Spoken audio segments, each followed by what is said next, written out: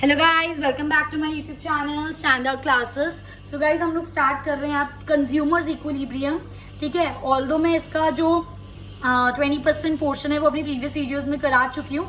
सो आज we have to start with the topic consumers equilibrium, जो actually में chapter का ही नाम है कंज्यूमर इक्विलिब्रियम।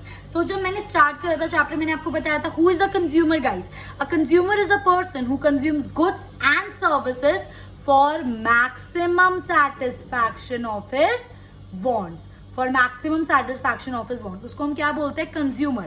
और कंज्यूमर हमारे इक्विलिब्रियम पे कब होता है? जब वो मिलकर बिल्कुल उसको मैक्सिमम सेटिस्फैक्शन मिले, he is completely happy and satisfied कि जो जितना वो खर्च कर रहा है उतने की वर्थ उसको मिल रही है, then we can say that consumer is at equilibrium. तो यही चीज से मैंने ये स्टार्ट करा। इक्विलिब्रियम का मतलब क्या होता है? When consumers get maximum satisfaction, तब हम बोल सकते हैं दैट कंज्यूमर एक इक्विलिब्रियम पर है। अब इसके हम प्रॉपर डेफिनेशन से स्टार्ट करते हैं। ठीक है, क्या होता है consumer equilibrium? It refers to a situation where a consumer is having maximum satisfaction. वो तो ठीक है, अभी तक मैंने ये चीज पढ़ाई कि कंज्यूमर इक्विलिब्रियम पे तब होगा वो उस टाइम पर, उस सिचुएशन में जब उसको मैक्सिमम सेटिस्फैक्शन मिलेगी। पर ये जो अभी डेफिनेशन है ना, ये इनकम्प्लीट। अगर इतना ही लिख दोगे ना तो मैम सिर्फ थोड़ा आधे नंबर देंगे आप लोगों को।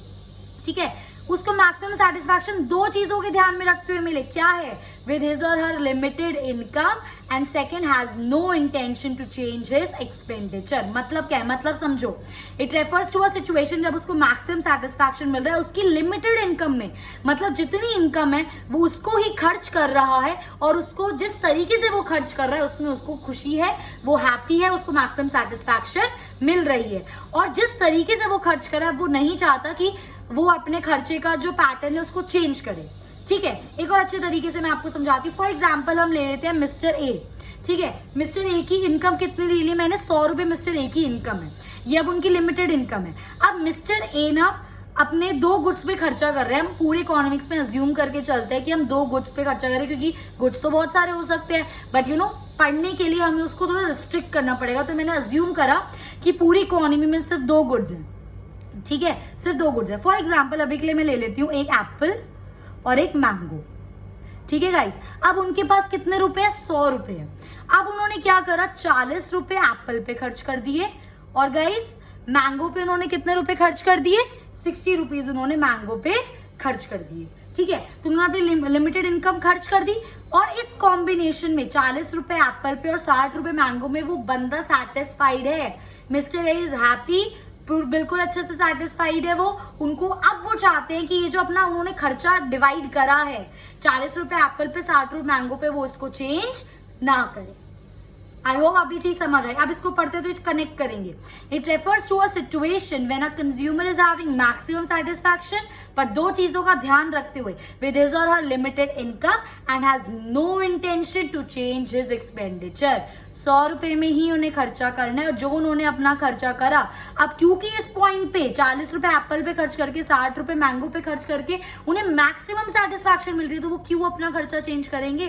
फॉर एग्जाम्पल अगर वो 20 रुपए एप्पल पे करते, 80 रुपए मैंगो पे करते, तो अभी वो फुली सेटिस्फाइड नहीं है, तो वो अपना खर्चा चेंज करेंगे। बट इस पॉइंट पे अगर वो 40 एप्पल पे खर्च करते हैं, 60 मैंगो पे खर्च करते हैं, इस कॉम्बिनेशन के अलावा वो कहीं सेटिस्फाइड नहीं है, वो सिर्फ इस पे सेटिस्फाइड है, मैक्सिमम सेटिस्फाइड है, तो वो अपना खर्चा क्यों चेंज करेंगे? दैट्स व्हाई यहाँ पे लिखा है and has no intention to change his or her expenditure. ठीक है, तो ये पूरा मतलब होता है ये कंज्यूमर इक्विलिब्रियम का। ठीक है, अब हमें कैसे पता चलेगा? हम कैसे उस चीज को चेक कर सकते हैं? हम कैसे उस चीज को मेजर कर सकते हैं? उसके लिए हमें दो केस पढ़ने। एक होता है हमारा सिंगल कमोडिटी केस, ठीक है, और एक होता है हमारा टू कमोडिटी केस। एक एक करके हम इन दोनों केसेस को स्टार्ट करते हैं। ठीक है, सबसे पहला केस में स्टार्ट करूँ सिंगल कमोडिटी केस। इसका मतलब क्या है कि जो भी mister A, for example mister A जब भी अपना खर्चा कर रहे हैं तो वो सिर्फ एक कमोडिटी पे खर्चा कर रहे हैं। ठीक है, बस अगर उनके पास 100 रुपए तो वो एक कमोडिटी पे उसको खर्चा कर रहे हैं, तो वो एक कमोडिटी के हिसाब से सेटिस्फाइड कब होंगे गाइस? जब वो जितना उस पे खर्चा करें, जितने यूनिट्स पे, फॉर एग्जाम्पल मैंने 100 रुपए खर्च करे। ठीक है, मैं 100 रुपए खर्च कर रही हूँ एक कमोडिटी पे। फॉर एग्जाम्पल मैं जो 100 रुपए खर्च कर रही हूँ वो एप्पल पे खर्च कर रही हूँ। तो जब मैं 100 रुपए खर्च करके उतने यूनिट्स एप्पल के लूँ, फॉर एग्जाम्पल 10 यूनिट लेके मुझे मैक्सिमम सेटिस्फैक्शन मिल रही है एप्पल की। अगर मैं 100 रुपए में 10 एप्पल खरीदूंगी तो मैं मैक्सिमम सेटिस्फाइड हूं। समझ रहे हो? मतलब जितना हम खर्चा कर रहे हैं एक कमोडिटी पर उतनी हमें सेटिस्फैक्शन चाहिए, तब हम कंज्यूमर जो है वो इक्विलिब्रियम पर होंगे। ठीक है, पढ़ते हैं, अभी आपको और क्लियर आएगा, ये और चीज समझ आएगी। ठीक है, सबसे पहली चीज यहाँ पे जो सिंगल कमोडिटी की केस है, it is based on what? LDMU is law of diminishing marginal utility. Law of diminishing marginal utility मैंने प्रीवियस वीडियो में पूरा अच्छे से डिस्कस करा है। ये एक इटसेल्फ एक 6 मार्कर क्वेश्चन बन सकता है। अगर किसी स्टूडेंट ने नहीं देखे तो वो उसको जाके रेफर कर सकते हैं। बट अभी रिवाइज करने के लिए एलडीएमयू क्या होता है? एलडीएमयू क्या बोलता था कि जब हम ज्यादा से ज्यादा यूनिट्स एक कमोडिटी कंज्यूम कर रहे हैं तो जो एवरी एडिशनल यूनिट पे जो मुझे सेटिस्फैक्शन मिल रही है वो मेरी कम होती रहेगी। ये मैंने डिटेल में अपनी प्रीवियस वीडियो में डिस्कस करा था। तो जो सिंगल कमोडिटी केस है, it is based on what? Law of diminishing marginal utility. ठीक है, अब इसकी डेफिनेशन कहती क्या है? That consumer will be in equilibrium when he is buying that quantity of the commodity. देखो ना क्या लिखा है, that quantity of the commodity. वो क्वांटिटी खरीद रहा है उस कमोडिटी की जब उसको क्या मिल रही है? Maximum satisfaction. फॉर एग्जाम्पल मैंने एप्पल की 2 यूनिट्स खरीदे, ठीक है, पर मैं सेटिस्फाइड नहीं हूं, मतलब मैं इक्विलिब्रियम पर नहीं हूं। मैंने एप्पल के 5 यूनिट खरीदे, अगेन मैं सेटिस्फाइड नहीं हूं, मैं मतलब इक्विलिब्रियम पर नहीं हूं। अब मैंने एप्पल के 10 यूनिट खरीदे अपने बजट के हिसाब से, इनकम के हिसाब से, ठीक है। अब मैं बिल्कुल सेटिस्फाइड हूं, मुझे लग रहा है भाई मैंने अपने 100 रुपए खर्च करे हैं और 100 रुपए के जो 10 ये मुझे एप्पल मिले, इनकी पूरी वर्थ है। इस पॉइंट पे मैं क्या हूं? अपने इक्विलिब्रियम स्टेट पर हूं। Means consumer is at equilibrium. ठीक है, तो सिंगल कमोडिटी केस में मतलब जब कोई कंज्यूमर अपना जो इनकम स्पेंड करता है वो उस क्वांटिटी तक खर्चे उस इनकम को जब उसको क्या मिले? Maximum satisfaction. यही तो लिखा है that consumer will be in equilibrium when he is buying that quantity of the commodity. मैं वो क्वांटिटी खरीदूं उस कमोडिटी की जिससे मुझे मैक्सिमम सेटिस्फैक्शन मिले। ठीक है, तो ये थी इसकी डेफिनेशन। अब जब हम सिंगल कमोडिटी केस पढ़ रहे हैं ना, हमें 2 चीजें ध्यान रखनी है। ऑब्वियसली बात है, पहली चीज एक तो प्राइस ऑफ द कमोडिटी। हमें नहीं, मतलब कोई भी कंज्यूमर अगर अपनी इनकम खर्च कर रहा है एक कमोडिटी पर, ठीक है, तो वो क्या देखेगा? सबसे पहली बात क्या है? Price of the given commodity क्या है। सेकेंडली, जब मैं अगर एक एडिशनल यूनिट खरीद रहा हूं तो मुझे उससे एमयू कितनी मिल रही है। ये वाला कॉन्सेप्ट भी मैंने अपनी प्रीवियस वीडियो में डिस्कस करा है, एमयू क्या होता है। ठीक है, तो प्राइस क्या है कमोडिटी का? फॉर एग्जाम्पल मैंने 2 यूनिट खरीदे तो मेरी सेटिस्फैक्शन कितनी थी? 50। ठीक है, अब मैं जब तीसरा यूनिट खरीद रहा हूं तो मेरी सेटिस्फैक्शन फॉर एग्जाम्पल 60 हो गई। मतलब एक यूनिट खरीदने से मुझे कितनी सेटिस्फैक्शन मिली? 10 यूटिल्स। कितनी सेटिस्फैक्शन मिली? 10 यूटिल्स। ठीक है, तो जब भी बंदा कोई सिंगल कमोडिटी केस अगर आप कर रहे हैं, हम लोग पढ़ रहे हैं, तो पहली बात तो इक्विलिब्रियम कब होगा? जब वो क्वांटिटी खरीदे जिससे उसको मैक्सिमम सेटिस्फैक्शन मिले। सेकेंडली, इसमें हमें 2 चीजों का ध्यान रखना है। पहली price of the commodity, secondly मुझे एक यूनिट खरीदने से कितनी सेटिस्फैक्शन मिल रही है। और ये चीज आपको याद होगी, एमयू हमारा कॉन्टिन्यूसली फॉल करता है। मैंने एक यूनिट खरीदा तो हो सकता है मुझे फर्स्ट यूनिट पे सीधा 20 यूटिल सेटिस्फैक्शन मिले। जब मैंने सेकेंड यूनिट खरीदा तो हो सकता है नहीं, होगा मुझे 20 से कम ही मिलेगी। तो जैसे जैसे हम यूनिट्स कंज्यूम करते रहते हैं हमारी सेटिस्फैक्शन लेवल कम होता रहता है। ये चीज मैंने पूरी डिटेल में डिस्कस करी अपनी प्रीवियस वीडियो में। ठीक है, so as our consumer is rational consumer. Rational consumer का मतलब क्या होता है? भाई पूरा चालाक है कंज्यूमर, पूरा पढ़ा लिखा है, उसके पास प्रॉपर नॉलेज है। वो अब चाहता है कि वो जितना खर्चा कर रहा है, भाई उसकी मेहनत का पैसा है, वो जितना खर्चा कर रहा है उसको उतने बेनिफिट मिले। कोई उसको बेवकूफ नहीं बना सकता। उसका मतलब होता है एक रैशनल कंज्यूमर। ठीक है, वो इक्विलिब्रियम पे कब हुआ? ध्यान से सुनो ना, कब होगा इक्विलिब्रियम पे? जब हमारा जो एमयू है, मतलब एक यूनिट खरीदने से जो मुझे सेटिस्फैक्शन मिल रही है, वो किसकी इक्वल होगी गाइस? प्राइस की इक्वल होगी। किसकी इक्वल होगी गाइस? वो प्राइस की इक्वल। मतलब मैं जितना खर्चा मैंने एक यूनिट पर करा, ठीक है, और अगर मुझसे उससे उतनी ही सेटिस्फैक्शन मिल जाए जितना मैंने खर्चा करा, तो वो मेरा जो कंज्यूमर है ऑब्वियसली सेटिस्फाइड होगा।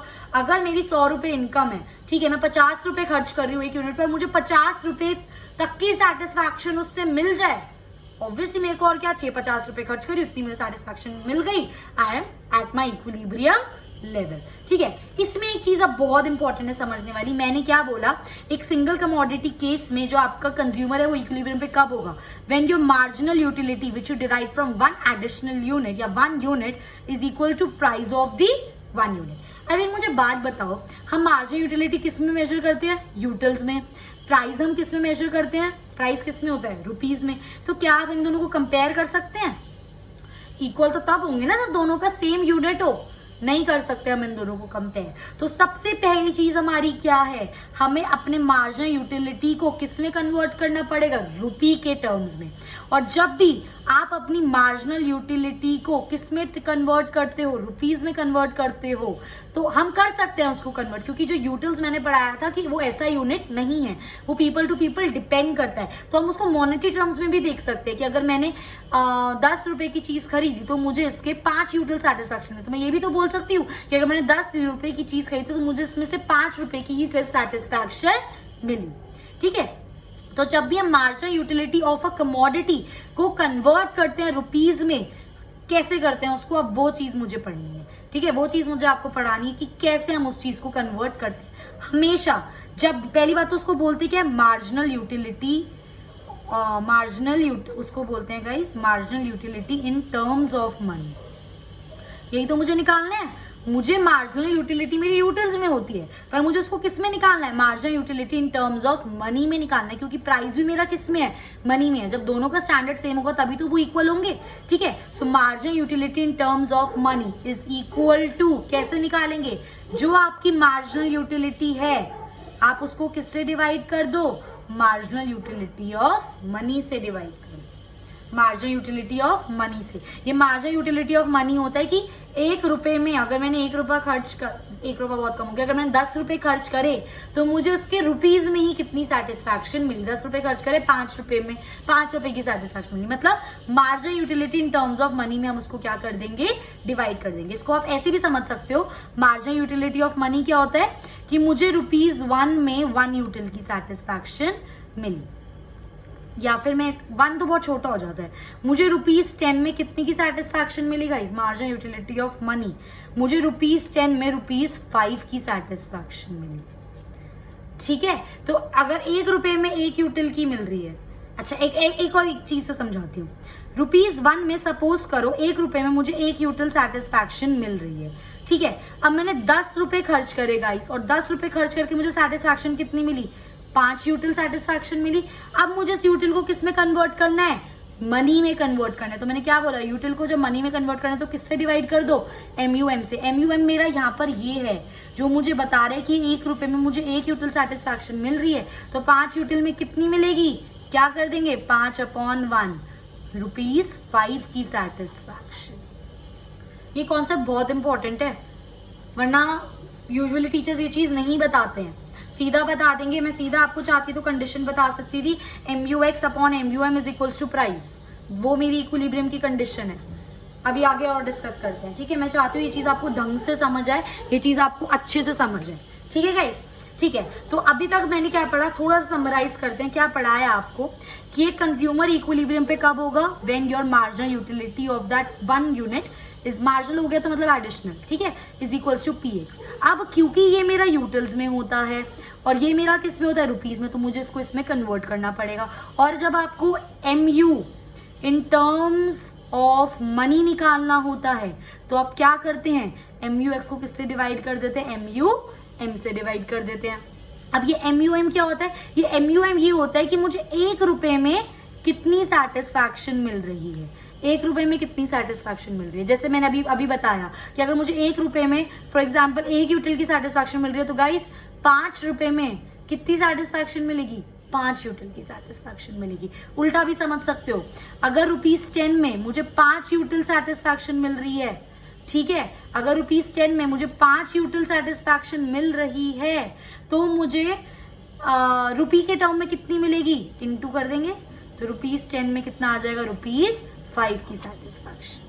आई होप अब ये चीज आपको समझ आ गई होगी। ठीक है, सो अगर आपको MU निकालना हो इन टर्म्स ऑफ मनी तो हम क्या करते हैं, उसको डिवाइड कर देते हैं MUM से। ठीक है। सो बेसिकली गाइस हमारी कंडीशन क्या हुई, एक अगर मैं आपको अब थियोरेटिकल लैंग्वेज में बताऊं, एक कंज्यूमर इक्विलिब्रियम पे कब होगा, सिंगल कमोडिटी केस में, when your MUX upon MUM is equals to PX। देखो वही तो कंडीशन है, ये सेम ही तो कंडीशन है, ये और ये क्या फर्क है बस इसमें, ये मेरा यूटिल्स में था, मैंने इसको किस में कन्वर्ट कर दिया गाइस, मनी में कन्वर्ट कर दिया by dividing it by marginal utility of money, कि एक मनी में मुझे कितना सेटिस्फैक्शन मिल रहा है, 1 रुपए में मुझे कितनी यूटिल सेटिस्फैक्शन मिल रही है, ये होता है इसका मतलब। तो MUX upon MUM is equals to PX। अब ये भी मेरा रुपीज में है और ये भी मेरा रुपीज में है, अब ये मेरी कंडीशन बन गई, ठीक है। बुक्स में इसको कैसे लिखा हुआ है, बुक में इन दोनों की जगह चेंज कर दी, which is MUX upon PX is equals to MUM। आप इसको ऐसे भी लिख सकते हो, आप इसको ऐसे भी लिख सकते हो, जनरली हम ऐसे पढ़ते हैं। अब सिंपल मैं अगर आपको बताऊं कि सिंगल कमोडिटी केस में कंज्यूमर सेटिस्फैक्शन पे कब होगा, when your MUX upon PX will be equal to MUM। पर इसका मतलब ये होता है, इसका मतलब ये होता है क्योंकि MUX upon MUM is equals to PX, मतलब इसको भी रुपये में कन्वर्ट कर दिया, इसको भी रुपये में कन्वर्ट कर दिया। एक और चीज, हम MUM को अज्यूम करते हैं कि वो हमारा कांस्टेंट है, हम MUM को अज्यूम करते हैं कि वो हमारा कांस्टेंट है। तो जो मैंने अभी आपको ये चीज बताई कि मेरा MUX upon PX is equals to MUM, ये मेरी कंडीशन है, ठीक है। क्योंकि ये मेरा कांस्टेंट है, पूरी इकोनॉमिक्स में हम MUM को कांस्टेंट लेके चलते हैं, ठीक है। तो मैं इसको ऐसे लिख सकती हूँ, MUX upon PX is equals to K, constant है, ये उधर जाके मल्टीप्लाई कर दो, तो MUX is equals to K into PX। अब K की वैल्यू कुछ भी, मेरी कंडीशन क्या आ गई, MUX is equals to PX। कहने का मतलब क्या है, अगर 6 मार्कर क्वेश्चन आता है कि सिंगल कमोडिटी केस लिखो, सबसे पहले उसके अंदर हम ये डेफिनेशन लिख देंगे क्या होता है, फिर हमें 2 इंपॉर्टेंट चीजें बतानी कि सिंगल कमोडिटी केस में हमें किन चीजों का ध्यान रखना है, price of the given commodity and MU जो हमें मिलता है।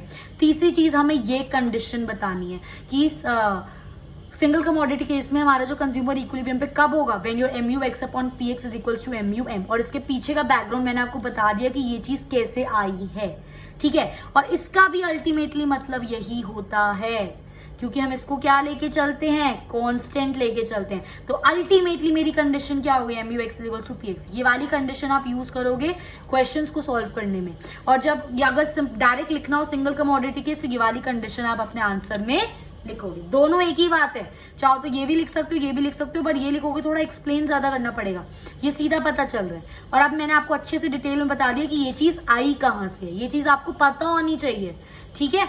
सो सिंगल कमोडिटी केस हमारा कंज्यूमर इक्विलिब्रियम पे कब होता है, when your MUX upon PX is equals to MUM, ठीक है। अब इसी चीज को हम पढ़ते हैं गाइस थोड़े से स्केड्यूल के साथ, ठीक है। अब देखो मुझे यहाँ पे यूनिट्स दे रखे हैं 1 2 3 4 5 6, मुझे प्राइस दे रखा है, प्राइस तो ऑब्वियसली बात है सिर्फ एक कमोडिटी की बात कर रहे हैं, प्राइस X तो सबके लिए सेम ही होगा, तो 10 10 10 10 10, ठीक है। अब मुझे ना यहाँ पे MU दे रखा है, मैं इसको आपके लिए लिख लेती हूँ ताकि आपको ये चीज और अच्छे से समझा पाऊँ। देखो ध्यान से, यूनिट्स क्या हो गए मेरे 1 2 3 4 5 6, ठीक है गाइस। प्राइस क्या है मेरा 10 10 10 10 10 10, और मुझे MU क्वेश्चन में दिया हुआ है, ये MUX है, ये अभी यूटिल्स के टर्म्स में ही है, ठीक है। ये हमारा क्या है, MUX है, विच इज 20 16 10 4 0 -6। आप मुझे बोला है कि सिंगल कमोडिटी केस है, सिर्फ एक कमोडिटी की बात हो रही है, तो कंज्यूमर इक्विलिब्रियम पे कब होगा, मुझे पता है मेरा कंज्यूमर इक्विलिब्रियम पे तब होगा when my MUX will be equal to PX। But again MUX upon MUM लेंगे हम इसको, क्योंकि तभी तो रुपये में कन्वर्ट होगा। और मुझे यहाँ पे MUM की वैल्यू दे रखी है, मुझे बोला है कि मार्जिनल यूटिलिटी ऑफ मनी 1 है, ठीक है। तो सबसे पहले मैं क्या निकालूंगी, MUX अपॉन MUM निकालूंगी। यहाँ पे मैं निकालूंगी MUX अपॉन MUM, तो 20 upon 1 20, 16 upon 1 16, 10 upon 1 10, 4 upon 1 4, 0 upon 1 0, -6 upon 1। ये तो मैंने मान लिया था इसलिए ये आ गया, ठीक है। अब मेरा MUX अपॉन MUM आ गया। अब कौन से पॉइंट पे मेरा MUX अपॉन MUM इक्वल है PX के, ध्यान से देखो, इस वाले पॉइंट पर जब मैं 3 यूनिट खरीद रही हूँ, जब मैं 3 यूनिट खरीद रही हूँ, मेरा MUX अपॉन MUM क्या है 10, और मेरा प्राइस क्या है 10। तो जब मैं 3 यूनिट खरीदूंगी इस कमोडिटी के, then the consumer will be at equilibrium, क्योंकि at this point MUX upon MUM is equal to PX। ठीक है, अब हम ना सिचुएशंस की बात करते हैं। यहाँ पे देखो हम इक्विलिब्रियम पर है, ये वाला हमें चीज पता है। अब इस वाले पॉइंट पर आओ तो इस वाले पॉइंट में आप देख सकते हो ये जो आपका MUX आया है, ये वाला जो आपका MUX आया है गाइस, ये आपका ग्रेटर है PX से। देखो MUX 2016 और ये PX से ग्रेटर है। और जो यहाँ पर इस वाले पॉइंट पर देखो, इस वाले पॉइंट पे जो आपका ये MUX आया है ये आपका लेस है PX से, है ना। ठीक है, अब मैं MUM नहीं लिखूंगी, हम उसको इक्वल लेके चल रहे हैं, हमने कन्वर्ट कर दी। बस हमें टीचर को बताना है कि ये चीज हमें पता है ये आई कहाँ से। कंडीशन तो हमारी यही है ना, MUX is equals to PX। ठीक है, ये हम मान के चल रहे हैं that it is in terms of money only, in terms of money only, और ये तो पहले से इन टर्म्स ऑफ मनी है। ठीक है, तो देखो इस वाले में मेरा MUX is greater than PX, इसमें मेरा MUX is less than PX, और इस वाले में मेरा MUX is equal to PX। तो मैं इक्विलिब्रियम पे कब होंगी? यहीं पर तो इक्विलिब्रियम पे होंगी। इन दो चीजों का भी मतलब है जो मैं अभी 2 मिनट में आपके साथ डिस्कस करने वाली हूँ कि मैं यहाँ पर इक्विलिब्रियम पे क्यों नहीं हूँ और यहाँ पे इक्विलिब्रियम पर क्यों नहीं हूँ। ठीक है गाइस, आई होप ये चीज आपको समझ आ गई होगी। ठीक है, मूविंग ऑन, हमारा कंज्यूमर इक्विलिब्रियम पे कब है? When my MUX is equal to PX। ये यूटिल्स में है, ये प्राइस में है, तो यूटिल्स को मनी में कन्वर्ट करना है, तो MUX upon MUM is equal to PX। ये मेरी कंडीशन हो गई। ठीक है, तो ये मेरी कंडीशन है when my consumer is at equilibrium in single commodity case. अब इसी चीज को हम एक डायग्राम के साथ पढ़ते हैं। ठीक है, यहाँ पे मैंने यूनिट्स लिया है, यहाँ पे मैंने MU लिया है। प्राइस क्या रहेगा? फिक्स रहेगा। एक ही कमोडिटी की बात हुई तो that will be a line parallel to X axis, ये वाई एक्सिस है। और ये मेरा MU हमेशा फॉल करता है तो डाउनवर्ड स्लोपिंग होता है, तो ये मेरा MU है जहां पर ये इसको इंटरसेक्ट करेगा, क्योंकि इस पॉइंट पे मेरा MUX is equals to PX है। अब अगर आप इस पॉइंट को देखो, यहाँ पर मैं अगर इस पॉइंट पे देखूं, इस पॉइंट पे ये मेरा प्राइस है और ये मेरा MU है, तो इस पॉइंट पे गाइस मेरा MUX जो है ग्रेटर है PX से। और अगर मैं इस पॉइंट पर देखूं, इस पॉइंट पर ये मेरा MUX है और ये मेरा प्राइस है, तो अगर इस पॉइंट पे हम ये चीज देखते हैं, इस पॉइंट पर मेरा MUX लेस है PX से। देख लो ना, ये रहा MUX, ये रहा प्राइस, तो MUX कम नहीं हो गया प्राइस से। यहाँ पर इस वाले पॉइंट पे देख लो, ये रहा MUX, ये है प्राइस, तो ग्रेटर हो गया। ठीक है, और मैं इक्विलिब्रियम पे कब होंगी? जब वो दोनों इक्वल होंगे। ठीक है, अब मैं आपको एक चीज बताने वाली हूँ, बहुत इंपॉर्टेंट चीज है जो आपको क्वेश्चन सॉल्व करने में हेल्प करेगी और आपकी बेसिक नॉलेज के लिए बहुत इंपॉर्टेंट चीज है। जब मेरा MUX PX के ग्रेटर हो तो मैं उसको इक्विलिब्रियम लाने में क्या, इक्विलिब्रियम पर उस पॉइंट को लाने के लिए क्या करूं, और जब मेरा MUX लेस हो PX से तब मैं उसको इक्विलिब्रियम पर लाने के लिए क्या करूं। खुद सोचो मेरी बात, जब मेरा MUX ग्रेटर है PX से, देखो ना मेरा MUX जो है वो ग्रेटर है PX से, इसका मतलब मेरी मार्जिनल यूनिट, देखो प्राइस आप चेंज नहीं कर सकते क्योंकि प्राइस फिक्स्ड है, पर हम MU को चेंज कर सकते हैं। MU कैसे चेंज होगा? अगर मैं ज्यादा कंज्यूम करूंगी तो मेरा MU कम होता रहेगा, और अगर मैं कम कंज्यूम करूंगी तो मेरा MU बढ़ेगा। ये पढ़ा था ना हमने law of diminishing marginal utility में कि जितना आप ज्यादा कंज्यूम करते हो आपकी जो एडिशनल सेटिस्फैक्शन MU वो कम होता रहता है। इस टाइम पे मेरा MU ग्रेटर है PX से, इसका मतलब क्या है? अगर मुझे इसको बढ़ाना है तो मुझे इसको क्या करना पड़ेगा? कम करना पड़ेगा। और अगर मुझे अपने MU को कम करना है तो मेरे को अपनी कंजम्पशन को क्या करना पड़ेगा गाइस? बढ़ाना पड़ेगा। That means in case when MUX is greater than PX you have to increase the consumption of X। Why? क्योंकि मैं अगर ज्यादा और ज्यादा कंज्यूम करूँ तो मेरा MUX कम हो जाएगा और एक ऐसा पॉइंट आएगा when my MUX will equal to PX। समझे? इसी का उल्टा इसमें होता है, माय MUX अभी कम है मेरा PX से, कम है, मुझे इसको क्या करना है? बढ़ाना है। अगर मैं और कंज्यूम करूंगी तो ये और कम हो जाएगा, तो इसका मतलब क्या है? मुझे अपनी कंजम्पशन क्या करनी है?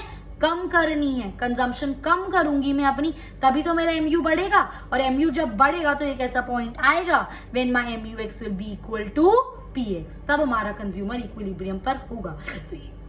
तो ये चीज आपकी क्वेश्चंस में आ सकती है। जब मेरा MUX ग्रेटर होता है तो मतलब मुझे अपनी MUX को क्या करना है? कम करना है।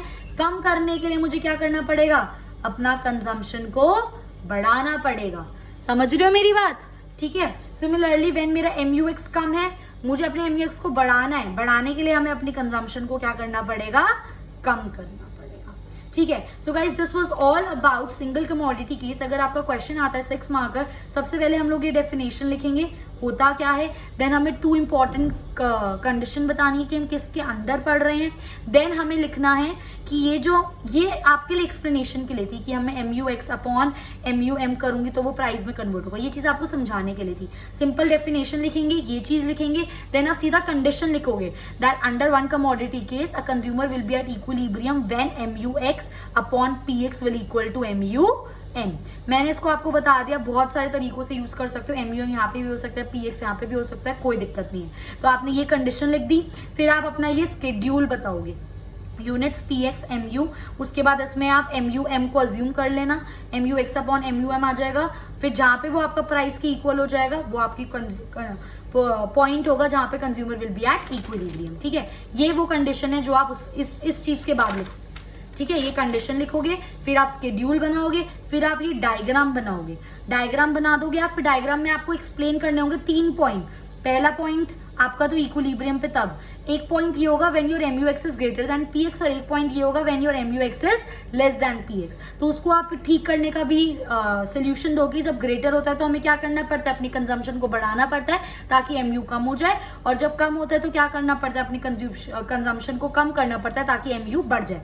ये आप इसके एक्सप्लेनेशन में लिख सकते हो। और लास्ट में हम लोग क्या लिखेंगे, अजम्पशंस। कौन सा अजम्पशंस लिखेंगे गाइज, किस पे बेस्ड था ये सिंगल कमोडिटी केस, LDMU वाले अजम्पशंस आप यहाँ पर लिख सकते हो। तो ये आपका पूरा क्या बन जाएगा, एक 6 marker question. Okay guys, so this was all about आपका 1 कमोडिटी केस। अब यही चीज हम पढ़ने वाले हैं गाइज 2 कमोडिटी केस में।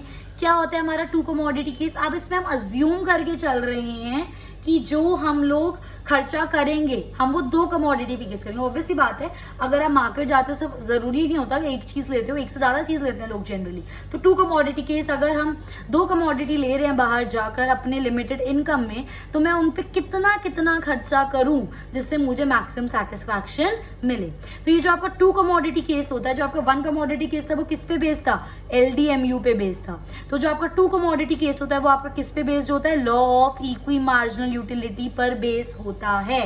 ठीक है, law of equi marginal utility की भी अजम्पशन सेम है जो आपके LDMU के अजम्पशंस होते हैं। Law of equi marginal utility को हम और भी नामों से बुलाते हैं, which is law of substitution, law of maximum substitution, Gossen second law. ठीक है, इन नाम से भी इनको बुलाया जाता है, तो अगर एग्जाम में आ जाता है तो आप कंफ्यूज मत होना।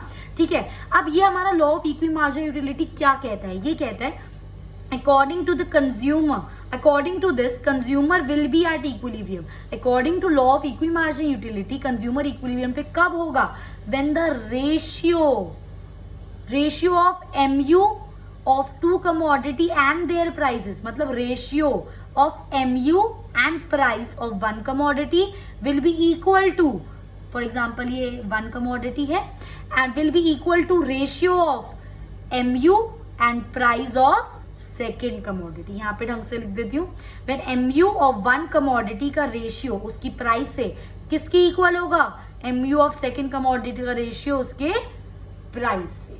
ठीक है, और इसको हम किसकी इक्वल लिख सकते हैं गाइस, MUM के। इसका मतलब क्या है कि हमने जो हमारी मार्जिन यूटिलिटी है उसको इन टर्म्स ऑफ मनी में कन्वर्ट कर दिया, और इसको हम क्या लेके चलते हैं, कांस्टेंट लेके चलते हैं। तो ये होती है हमारी पूरी condition. So according to law of equimarginal utility, एक कंज्यूमर इक्विलिब्रियम पे तब होगा when ratio of MU of 2 commodity and their prices, ratio of MU of 2 commodity, 2 commodity के बीच का MU का रेशियो नहीं है ये है हमारा ratio of MU of 2 commodity with their prices। तो MU का रेशियो उसके प्राइस के साथ, M2 का रेशियो उसके प्राइस के साथ। ठीक है, जब ये दोनों इक्वल होंगे एक तो तब वो इक्विलिब्रियम पे होगा। इसकी सेकंड कंडीशन भी है, ये हमारी क्या है, ये है हमारी, ये जो मेरी है ये मेरी फर्स्ट कंडीशन है। सेकंड कंडीशन क्या है, जब वो दोनों इक्वल हो जाएं उसके बाद जो आपका MU है वो फॉल होना चाहिए, वो राइज नहीं होना चाहिए।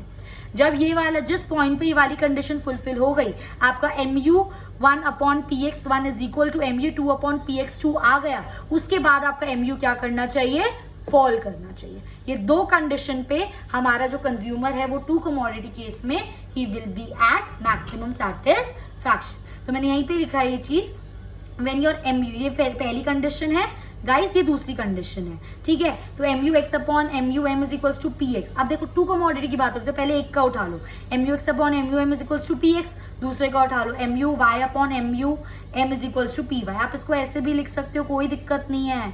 M U X upon P X is equals to M U Y upon M U Y upon P Y, ठीक है, is equals to M U. कोई दिक्कत नहीं है गाइस, मैंने बता दिया इंटरचेंज हम कर सकते हैं। तो हमारी कंडीशन क्या आ गई, ये दोनों क्या होने चाहिए, इक्वल। तो क्या हो गया ये, M U X upon P X is equals to M U Y upon P Y. दोनों के बाहर एम यू एम है तो एक ही बार लिख देती हूँ एम यू एम। ये तो मैं सिर्फ इसलिए लिख रही हूँ ये बताने के लिए कि जो मेरा एम यू एक्स और एम यू वाई है वो इन टर्म्स ऑफ मनी है, ठीक है, सिर्फ ये चीज इसलिए है, ये अदरवाइज कांस्टेंट है। तो कंडीशन हमारी क्या हो गई, ये पूरी कंडीशन हो गई। आप इसको ऐसे भी लिख सकते हो। ये तो पहली कंडीशन। सेकंड कंडीशन, जिस पॉइंट पे ये दोनों चीजें इक्वल हो गई उसके बाद हमारा एम यू क्या करना चाहिए, फॉल करना चाहिए। M U should fall as one more good is consumed, ठीक है। आई होप ये दो कंडीशन आपको क्लियर हो गई होंगी।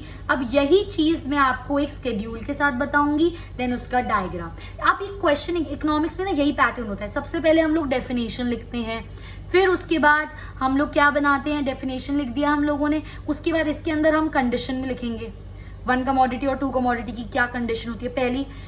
तीसरी चीज हम इसके अंदर क्या लिखते हैं अपना, फिर हम इसके अंदर बनाते हैं स्केड्यूल, फिर हम इसके अंदर बनाते हैं डायग्राम, और लास्ट हम इसमें क्या लिखते हैं, अजम्पशंस। तो ये आपका पूरा एक 6 मार्कर क्वेश्चन तैयार हो जाता है, ठीक है। अब वही चीज मैं पढ़ा रही थी, अब ध्यान से सुनना। मैं इनकम लेके चल रही हूँ कि एक मिस्टर एक्स या मिस्टर वाई, उनकी इनकम 5 रुपए है, इनकम 5 रुपए है, 2 गुड्स खरीद रहे हैं और पहले गुड का प्राइस 1 रुपए है, दूसरे गुड का प्राइस भी 1 रुपए। ये रही मेरी यूनिट्स 1 2 3 4 5। ये मेरे को गिवन है कि एम यू एक्स है 20 14 12 7 5 और एम यू वाई है 16 12 8 5 3। अब मुझे क्या निकालना है 2 के हिसाब से, मेरी कंडीशन क्या है, M U X upon P X should be equal to M U Y upon P Y.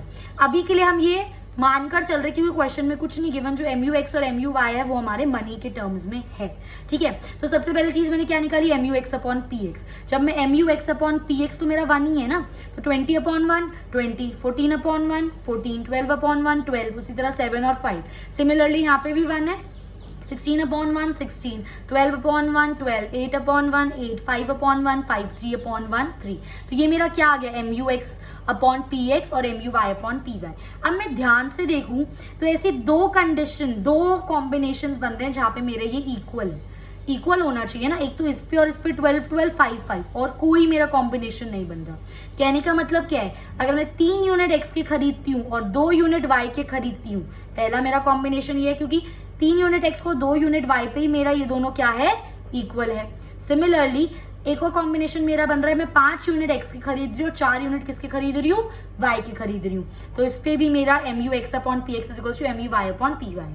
अब सवाल ये पैदा होता है, इक्विलिब्रियम तो एक ही कॉम्बिनेशन पे होगा, कि कौन से कॉम्बिनेशन पे हमारा इक्विलिब्रियम होगा। अब ध्यान से सुनो, 3 यूनिट एक्स के 2 यूनिट वाई के खर्चा कितना हुआ, 3 into 1 + 2 into 1 5 रुपए का खर्चा। 5 यूनिट एक्स के 4 यूनिट वाई के खर्चा कितना हुआ, 5 into 1 into 4 into 1 9 रुपए का। क्या ये खर्चा आप कर सकते हो, पैसे कितने थे, 5 रुपए ही तो थे हमारे पास। तो ये तो हमारा कॉम्बिनेशन क्या हो गया, कैंसिल हो गया। तो इससे सिमिलरली मुझे यहाँ पर पता चल गया कि बेजा जो पॉइंट ऑफ इक्विलिब्रियम होगा, कॉम्बिनेशन क्या होगा, कंज्यूमर इक्विलिब्रियम तब होगा जब वो 3 यूनिट एक्स की खरीदे और वो 2 यूनिट किसके खरीदे गाइस, वाई के खरीदे, तब हमारा जो कंज्यूमर है वो इक्विलिब्रियम पर होगा। ये तो हो गई मेरी पहली कंडीशन। दूसरी कंडीशन, जब वो इक्विलिब्रियम पे हो गया उसके बाद जो उसका एमयू है वो क्या करना चाहिए, फॉल करना चाहिए। आप देख सकते हो 12 के बाद मेरा 853 फॉल ही कर रहा है, यहाँ पे 12 के बाद मेरा फॉल कर रहा है। तो ये मेरा वो कॉम्बिनेशन है जिसपे मेरा मतलब अपना जो खर्चा है 5 रुपए, जब वो 3 रुपए गुड एक्स पे और 2 रुपए गुड वाई पे खर्चेगा। ऐसे तो कॉम्बिनेशन बहुत सारे बन रहे हैं, पर जब वो 3 रुपए एक्स पे और 2 वाई पे स्पेंड करेगा तब वो मैक्सिमम सेटिस्फैक्शन पर होगा। तो इसको हम ऐसे ही सॉल्व करते हैं, M U X upon Y M U X upon P X is equal to M U Y upon P Y होना चाहिए। हमारे बहुत सारे कॉम्बिनेशन बन सकते हैं, इसमें तो सिर्फ 2 कॉम्बिनेशन बने हमारे। हमें वो कॉम्बिनेशन चेक करना है जिसके अंदर हमारी इनकम में फिट हो रहा हो। जितना हमारा इनकम है उसके अंदर वो फिट हो रहा हो। जब वो हमें कॉम्बिनेशन मिल जाए उसके बाद हमें चेक करना है कि हमारा MU क्या होना चाहिए, फॉल होना चाहिए। तभी हम ये बोल सकते हैं कि जब वो 3 रुपये X पे और 2 रुपये Y पे स्पेंड करेगा तब वो मैक्सिमम सेटिस्फैक्शन पर होगा। ठीक है गाइस, तो ये तो था हमारा स्केड्यूल और ये था उसका हमारा एक्सप्लेनेशन। अब यही चीज अगर हम डायग्राम के थ्रू करें तो मैंने यहाँ पे 2 प्लेन्स लिए हैं, ठीक है। इसको ऐसे ही बनाया जाएगा क्योंकि हमें 2 गुड्स एक साथ दिखाने हैं कि मेरा Y मेरा X है, यहाँ पे मेरा MUX है, तो MUM फॉल करता है हमारा मार्जिनल यूटिलिटी, तो ये चीज मेरी फॉल होगी। ठीक है, अब इस वाले के हिसाब से देखो ना, ये है मेरा कार्टेशियन Y का, तो Y की मेरी ऐसे फॉल करेगी, तो ये मेरा MU है। जहां पे ये दोनों इंटरसेक्ट करेंगे इस पॉइंट पर मेरा MUX अपॉन PX इक्वल है MUY अपॉन PY। अगर मैं इस वाले पॉइंट पे निकालती हूँ तो वो ग्रेटर, देखो ना इस वाले पॉइंट पे देखो मेरा MUY है वो लेस है MUM के, और इस वाले पॉइंट पे देखो मेरा जो MUX है वो लेस है MUY के, तो वो दोनों इक्वल होने चाहिए तभी वो इक्विलिब्रियम पर होगा। तो this was all about our 2 commodity case. इसको भी हम इसी तरीके से लिखेंगे। सबसे पहले आप क्या लिखोगे, डेफिनेशन, देन उसके बाद आप मोस्ट इंपॉर्टेंटली इसकी क्या लिखोगे, कंडीशन, 2 कंडीशन, ठीक है, कि क्या उसके रेशियोज इक्वल होने चाहिए, देन उसकी सेकंड कंडीशन।